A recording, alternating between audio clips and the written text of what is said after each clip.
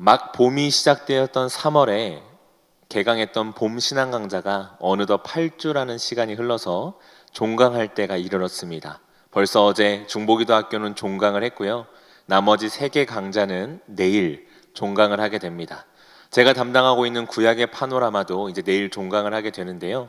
8주라는 시간 동안 39권의 성경 그리고 1189장에 이르는 방대한 양의 구약 성경을 시간 순서대로 하나씩 하나씩 살펴보며 큰 틀을 잡는 그런 은혜의 시간을 가졌습니다. 여기 모이신 성도님들께 제가 한 가지 한번 질문을 해보겠습니다. 여기 계신 성도님들 중에서 구약 성경 전체의 내용을 3-4문장으로 시간의 순서 흐름에 따라 요약하실 수 있는 분이 계십니까? 네, 구약의 파노라마를 들으신 분들은 자신 있게 손을 들어 주실 수 있어야 됩니다. 네. 아니면 다음에 재수강을 네, 꼭 하시길 바랍니다.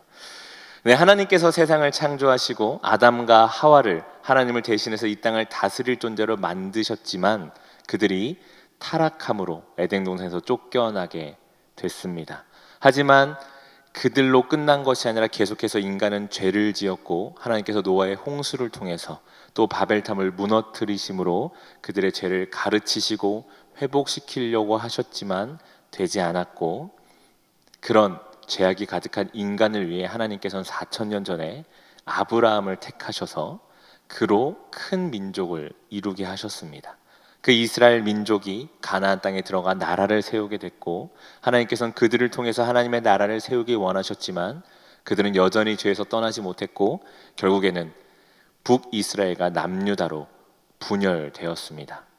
하지만 그들은 여전히 죄를 지었고 북이스라엘은 아수르에, 남유다는 바벨론에게 멸망을 당하였으며 남유다의 포로로 끌려간 자들은 70년이 지나서 다시 예루살렘에 돌아와 성전을 짓고 성벽을 지었습니다. 이것이 구약 성경 전체 내용을 시간의 흐름대로 아주 간단하게 요약한 내용입니다. 어떠십니까? 다 알고 계신 내용이시죠? 오늘 우리가 함께 살펴본 학개서의 말씀은 그 중에서도 포로 귀환 이후에 성전과 성벽을 폐허가 예루살렘에서 다시 재건하는 그때에 쓰여진 책입니다. 한 나라가 멸망할 때 그 멸망당한 백성들의 운명은 그 나라를 정복한 나라의 정복 정책에 의해서 결정이 됩니다. 북이스라엘은 아수르의 멸망을 당했지요. 당시에 아수르의 정복 정책은 무엇이었냐면 새롭게 정복한 나라의 사람들을 이미 정복한 나라 곳곳으로 흩어버리는 것이었습니다. 뿐만 아니라 이미 정복한 나라의 사람들을 골라서 새롭게 정복한 나라에 보내어 서로 혼인을 시켜 그 민족을 섞어버리는 것이 아수르의 정책이었습니다. 이로 인해 생겨난 한 민족이 있는데요, 우리가 너무나 잘 알고 있는 사마리아인들입니다. 그래서 신약 성경에서 그토록 유대인들이 사마리아인들을 보며 이방인이라고 얘기를 하고 싫어하는 것이죠. 남유다는 바벨론에게 멸망을 당했습니다. 당시 바벨론의 정복 정책은 무엇이냐면 유능한 인재들을 자신의 나라로 데려가고 결국엔 마지막에 얼마 남지 않은 모든 사람들을 끌고 포로로 데려가는 것입니다. 그렇게 해서 남유다 사람들은 바벨론으로 포로로 끌려갔습니다. 그런 사람들 중에 대표적으로 우리가 너무나 잘 알고 있는 사람들이 바로 다니엘과 세 친구들이죠. 그렇게 남유다 사람들은 바벨론으로 끌려갔고 70년의 포로 생활이 지난 이후에 다시 돌아오게 됩니다. 그 내용이 에스라서 1장 1절부터 3절까지 말씀에 기록되어 있는데요, 우리 함께 읽어보도록 하겠습니다. 에스라서 1장 1절부터 3절까지의 말씀입니다. 우리 함께 읽습니다. 바사의 왕 고레스 원년에 여호와께서 예레미야의 입을 통하여 하신 말씀을 이루게 하시려고 바사왕 고레스의 마음을 감동시키심에 그가 온 나라에 공포도 하고 조서도 내려 이르되, 바사왕 고레스는 말하노니 하늘의 하나님 여호와께서 세상 모든 나라를 내게 주셨고 나에게 명령하사 유다 예루살렘의 성전을 건축하라 하셨나니 이스라엘의 하나님은 참 신이시라. 너희 중에 그의 백성 된 자는 다 유다 예루살렘으로 올라가서 이스라엘 하나님 여호와의 성전을 건축하라. 그는 예루살렘에 계신 하나님이시라. 아멘. 이는 하나님께서 예레미야 선지자를 통해서 하셨던 말씀, 바벨론에서 70년이 차면 돌아오게 하겠다라는 그 예언의 말씀의 성취요, 이사야 선지자를 통해서 하셨던 고레스 왕에 대한 말씀의 성취였습니다. 이처럼 하나님께서는 유대인들이 하나님을 알지도 못한다고 악인이라고 그토록 외쳤던 이방인의 입에서 이스라엘의 하나님은 참 신이시라라는 고백을 하게 하시며 유다 사람들이 다시 예루살렘으로 돌아와 성전을 건축할 수 있도록 하십니다. 이런 고레스의 칙령 이후에 유다 사람들은 총 3차례에 걸쳐서 예루살렘으로 돌아오게 됩니다. 먼저는 1차 기한인데요. 이 1차 기한의 대표적인 사람들은 유다 총독인 스룹바벨과 선지자 학개와 스가랴입니다. 이들은 돌아와서 성전을 다시 지었는데요. 그래서 무너진 솔로몬 성전 이후에 새롭게 지은 그 성전의 이름이 바로 스룹바벨 성전입니다. 그 다음에 2차 기한을 한 사람들의 대표적인 사람은 바로 제사장이요 학사인 에스라입니다. 이 에스라는 하나님의 말씀을 가르쳤으며 그를 통해서 이스라엘 백성들의 마음이, 그들의 신앙이 하나님의 나라 백성으로 합당하도록 잘 준비시킨 사람이었습니다. 마지막으로 3차로 돌아온 대표적인 사람은 느헤미야고, 그는 돌아와서 유다 사람들과 함께 예루살렘의 성벽을 재건했습니다. 이 중에서 자신의 이름을 딴 성경이 없는 사람이 한 사람이 있죠. 누구입니까? 바로 스룹바벨입니다. 그렇다면 스룹바벨이 성전을 재건한 그 이야기는 도대체 어디에 기록되어 있느냐? 바로 우리가 함께 방금 읽었던 에스라서에 기록이 되어 있습니다. 이 에스라서를 보니까 이렇게 나와 있습니다. 남유다 사람들이 포로 생활을 마치고 먼저 예루살렘으로 돌아옵니다. 그리고는 성전을 짓기 위해 기쁜 마음으로 예물을 모으기 시작하고 정말 많은 양의 금과 은을 다 모았습니다. 포로 생활을 마치고 돌아온 후 7월이 되자 그들은 성전의 건축을 위해서 예루살렘에 모입니다. 그리고는 그곳에 제단을 쌓고 번제를 드리며 초막절을 지킵니다. 그리고 성전을 짓기 위한 재료들을 모으기 시작하죠. 드디어 유다 사람들이 예루살렘으로 돌아온 지 꼬박 1년이 지난 그 다음해 2월에 성전 공사를 시작합니다. 이 내용을 기록하고 있는 에스라 3장에서는 그때 당시 유다 사람들의 마음의 감격이 얼마나 컸는지를 이렇게 기록하고 있습니다.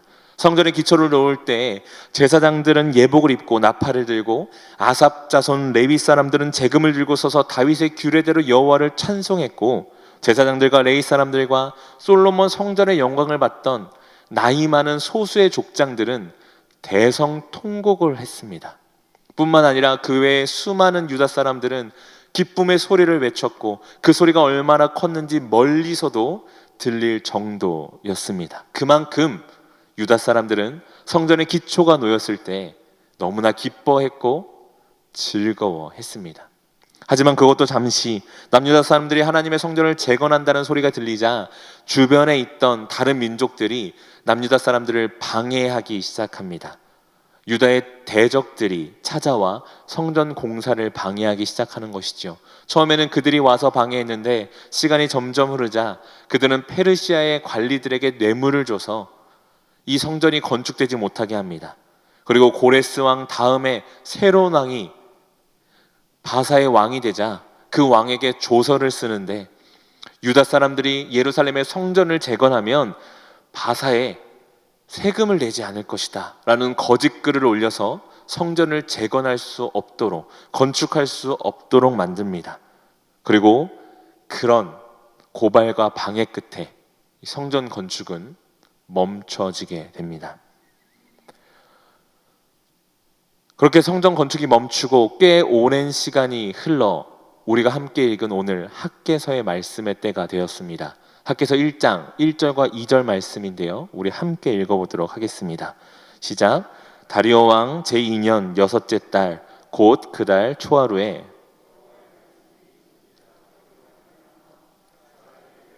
유다 총독 스룹바벨과 여호사닥의 아들 대제사장 여호수아에게 임하니라. 이르시되 만군의 여호와가 이같이 말하여 이르노라. 이 백성이 말하기를 여호와의 전을 건축할 시기가 이르지 아니하였다 하느니라. 아멘. 성전 건축이 멈춘 것이 고레스 왕 2년인 기원전 535년이었습니다. 그리고 오늘 본문에 나오는 학개에게 하나님의 말씀이 임한 때가 다리오 왕 2년 기원전 520년입니다. 즉 성전 건축을 시작하고 그 건축이 멈춘 지 벌써 15년의 시간이 흘렀습니다. 그때까지 남유다 사람들은 성전을 건축하지 않고 있었고 하나님께서는 학개를 통해서 말씀을 전하십니다. 유다 사람들이 성전 건축을 15년이나 미뤘던 이유는 이와 같습니다. 2절에서 나와 있었는데요. 백성이 말하기를 여호와의 전을 건축할 시기가 이르지 아니하였다. 때가 이르지 아니하였다라는 것입니다. 그런데요, 우리는 너무나 잘 알고 있죠. 하나님께서 이방인 고레스 왕의 입을 통해서 하나님의 성전을 건축하라고 말씀하셨습니다. 수많은 예물이 모였고요, 재료도 모였습니다. 건축하기에 부족함이 없었죠. 그런데 때가 이르지 않았다라고 유다 사람들은 이야기를 하며 무려 15년 동안이나 성전의 기초만 쌓아놓고 그 이상 건축을 하지 않았습니다. 여기서 우리는 유다 사람들의 모습에서 그들이 그냥 그 순간에 만족하고 있었음을, 그리고 하나님의 성전을 짓는 것에 열정이, 마음이 없었음을 발견하게 됩니다. 유다 사람들은 포로로 끌려갔던 사람들입니다. 생각해 보십시오. 70년 만에 돌아왔습니다. 돌아온 사람들 중에 얼마나 많은 사람들이 이전 솔로몬의 성전을 보았겠습니까? 아마 대부분의 사람들은 바벨론에서 태어난 사람들이었을 것입니다. 그들은 솔로몬 성전의 영광을 보지 못했습니다. 그리고 포로 시기에 어려운 생활, 그때에 태어나서 자랐습니다. 그들에게는 아마 예루살렘으로 돌아와 자유인으로서 살고 있는 그냥 그것만으로도 충분히 만족스러웠을지도 모르겠습니다. 그리고 그들에게는 솔로몬 성전의 영광을 다시 회복하는 그것이 그리 급하지 않았는지도 모르겠습니다. 출애굽 때 이스라엘 백성들이 기억나십니까?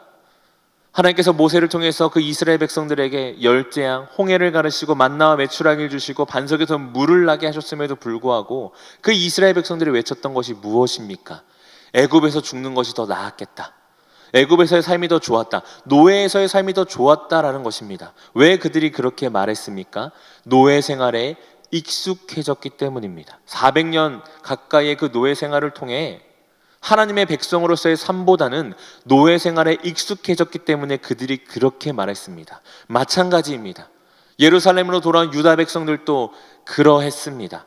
하나님의 백성으로서 성전을 짓는 것보다는 포로 생활에 더 익숙해 있었습니다.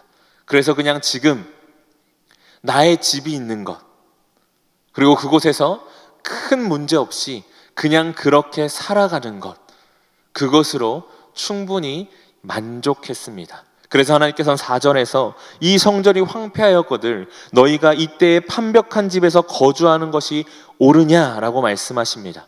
성전을 건축하라는 분명한 목적을 주셨음에도 불구하고 자신들의 살 집이 생기자, 등 따숩고 배부르자 그냥 거기에 만족하고 멈춰버린 유다 사람들에게 하나님께서 말씀하시는 것입니다. 하나님께서 선지자 학개를 통해서 유다의 총독 스룹바벨과 대제사장 여호수아에게 말씀하시는데 그 말씀의 핵심이 바로 이것입니다. 오늘 본문 5절과 7절인데요. 우리 5절과 7절의 말씀을 함께 읽어보도록 하겠습니다. 시작. 그러므로 만군의 여호와가 이같이 말하노니 너희는 너희의 행위를 살필지니라. 만군의 여호와가 말하노니 너희는 자기의 행위를 살필지니라. 아멘. 하나님께서 하시는 말씀의 핵심이 이것입니다. 너희 행위를 살피라. 이 말의 의미는요, 이 5절과 7절 그 뒤에 있는 6절과 9절, 10절, 11절 그 말씀을 보면 조금 더 명확하게 알 수가 있습니다. 먼저 6절의 말씀을 보면 이렇습니다. 많이 뿌려도 수확이 적고 많이 먹어도 배부르지 못하고 많이 마실지라도 흡족하지 못하며 입어도 따뜻하지 못하고 일꾼이 삭을 넣어 지갑에 넣어도 구멍 뚫린 지갑에 넣은 것과 같다. 하나님께서는 그 어떤 것도 노력대로 너희가 결실을 맺지 못한다라고 말씀하시며 지금 너희 상황이 이러하다고, 너희가 만족할 때가 아니라고, 너희 상황이 왜 그런 것 같냐고 물어보십니다. 9절부터 11절까지의 말씀은 이렇습니다. 많은 것을 바라도 도리어 적었고 집으로 가져가도 하나님이 불어버렸다라고 말씀하시며, 뿐만 아니라 하늘은 이슬을 그쳤고 땅은 산물을 그쳤으며 내가 이 땅과 산과 곡물과 새 포도주와 기름과 땅의 모든 소산과 사람과 가축과 손으로 수고하는 모든 일에 한재를 들게 하셨다라고 말씀하십니다. 여기서 한재라는 단어의 뜻은 가뭄으로 인해 생기는 재앙입니다. 모든 것이 말라버렸다라고 말씀하시는 것입니다. 즉 하나님께서 너희 남유다를 축복하고 계시지 않는데 너희는 그 이유가 무엇인지 도대체 모르겠느냐? 하나님께서는 말씀하고 계신 것입니다. 정리하자면 너희 행위를 살피라라는 이 말씀은 단순히 지금 너 뭐 하고 있니? 너희 지금 도대체 뭐 하고 있는 거야? 그 말씀을 넘어서 왜 지금 너희가 하고 있는 모든 일이 잘 되고 있지 않는지를 아느냐? 지금 너의 형편이 왜 이런지를 아느냐? 질문하고 계시는 것입니다. 지금 당장은 아무 문제 없는 것처럼 보일지라도 그들의 삶에 그들이 알지 못하는 치명적인 문제가 있음을 하나님께서 지적하시고 깨닫게 하시는 말씀인 것입니다. 하나님께서 유다 사람들을 돌아오게 하신 데는 분명한 이유가 있습니다. 오늘 본문 8절의 말씀인데요, 우리 함께 읽어보도록 하겠습니다. 1장 8절의 말씀입니다. 네, 학개서 1장 8절의 말씀 우리 함께 읽겠습니다. 시작. 너희는 산에 올라가서 나무를 가져다가 성전을 건축하라. 그리하면 내가 그것으로 말미암아 기뻐하고 또 영광을 얻으리라. 여호와가 말하였느니라. 아멘. 아까 말씀드렸듯이 고레스 왕의 입을 통해서 고백하신 것, 여호와의 성전을 건축하기 위해서 하나님께서는 유다 사람들을 예루살렘으로 돌아오게 하셨습니다. 이것은 단순히 성전이라는 건물의 재건, 성전이라는 건물의 완성만을 말씀하신 것이 아닙니다. 그를 통해 영광 받으시기 위해서 유다 사람들을 예루살렘으로 보내신 것입니다. 자신이 지으시고 택하신 백성에게 예배 받으시기 위해서, 자신이 아브라함과 맺으신 그 약속, 다윗과 맺으신 영원한 언약, 그것을 이루시기 위해서, 그리고 그를 통해 온 천하 만물이 여호와의 이름을 알고 다시 주께로 돌아오기를, 그래서 이 땅에 하나님께서 창조하셨던 그 모습, 하나님의 나라가 회복되는 것을 원하시기에 그 시작을 위해서 유다 사람들을 바벨론으로부터 다시 이 예루살렘으로 보내신 것입니다. 그러나 유다 사람들은 처음 성전의 기초를 쌓았을 때 기뻐하고 감격했을 뿐 그냥 거기서 끝이었습니다.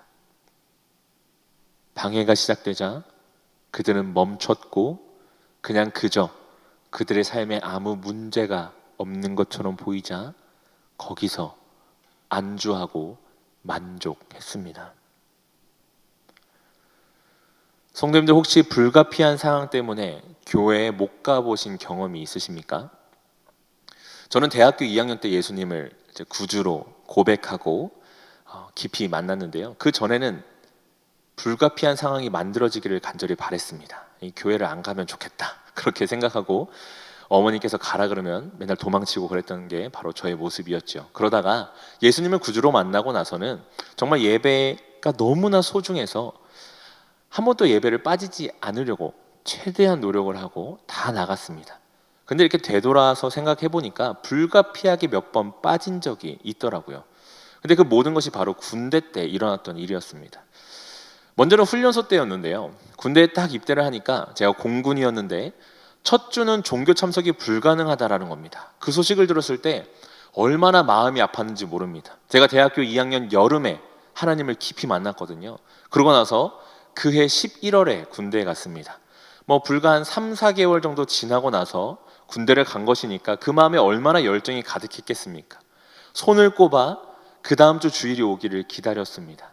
그리고 한 주가 지나 주일이 되어 교회를 가게 됐을 때 그때 그 설렘이란 말로 형언할 수가 없었습니다.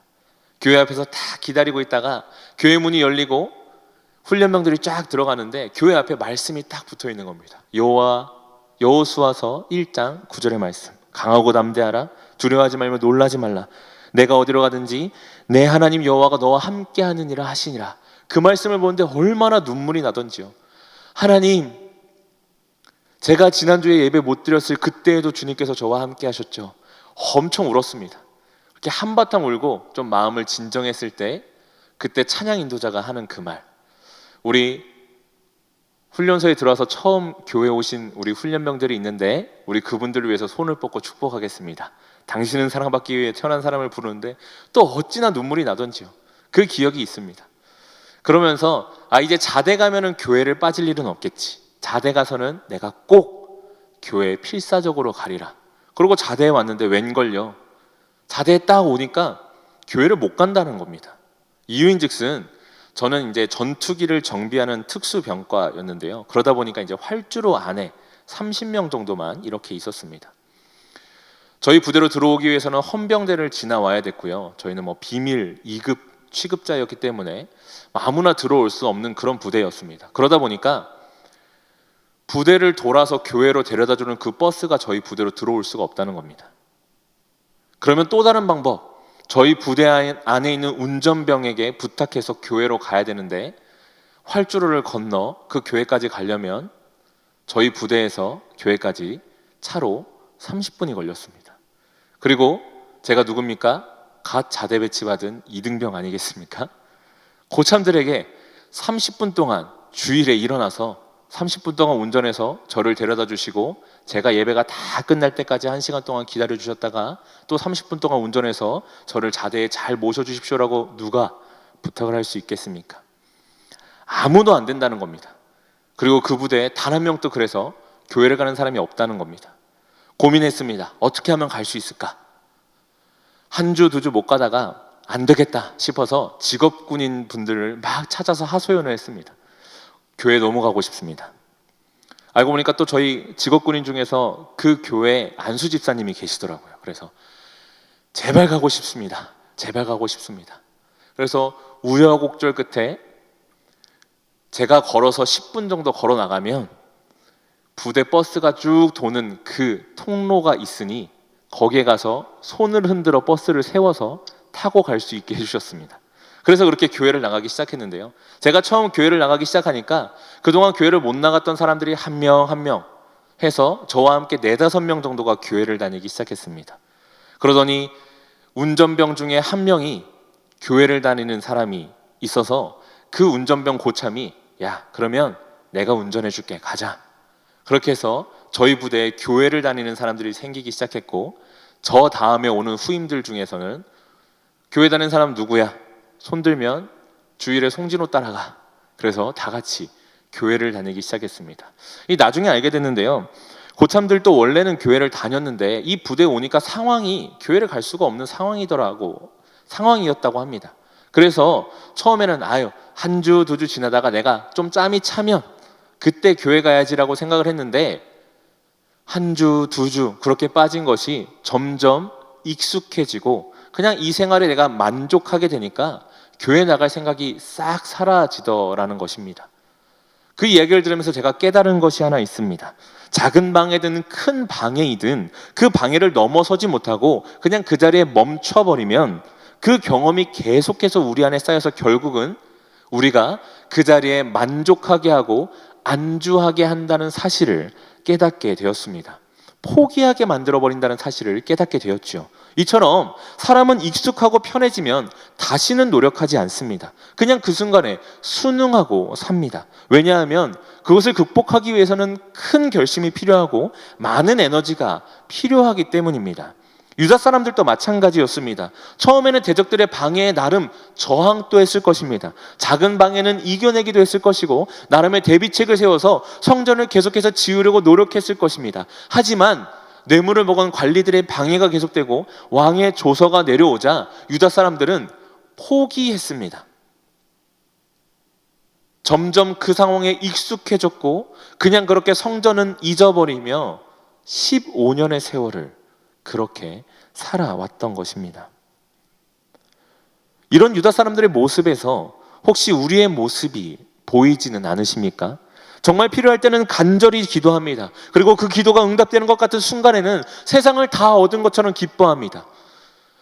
기쁨의 대성통곡을 했던 레위인과 제사장들처럼 기쁨의 환호성을 외쳤던 유다 사람들처럼 그렇게 소리를 지르고 주님을 찬양합니다. 하지만 조금만 방해가 나에게 찾아온다면, 조금만 어려움이 찾아온다면 금방 넘어지고 금방 포기하고 금방 만족하고 금방 안주하며 살아가고 있는 것이 우리의 모습입니다.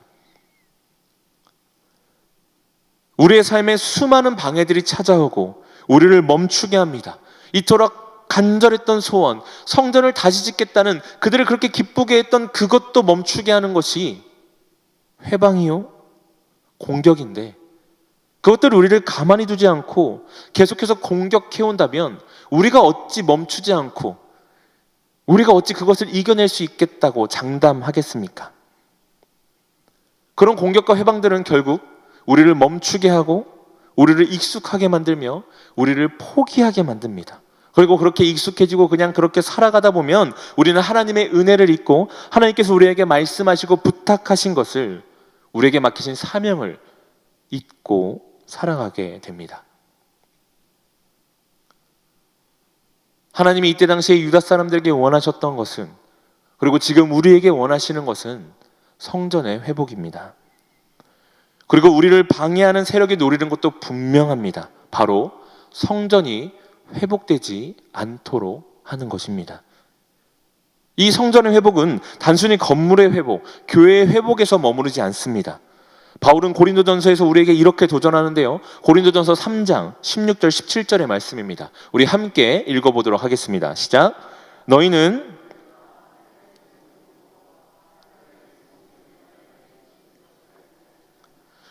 누구든지 하나님의 성전을 더럽히면 하나님이 그 사람을 멸하시리라.